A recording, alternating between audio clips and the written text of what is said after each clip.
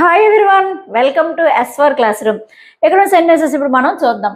నేను సినిమాకి వెళ్తున్నాను అంటాం. దేన్ని మనం I am going to A movie. నేను సినిమాకి వెళ్తున్నాను అంటాం. దీన్ని మనం I am going to A movie అని చెప్తాం. ఆమె వంటగదిలో వంట చేస్తున్నది అంటాం.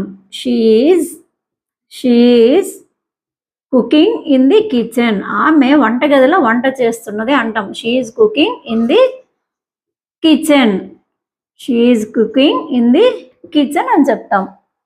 నేను భగవద్గీత చదువుతున్నాను అంటాం. నేను భగవద్గీత చదువుతున్నాను. దీన్ని మనం I am reading Bhagavad Gita. I am reading Bhagavad Gita అని చెప్తాం. I am reading Bhagavad Gita.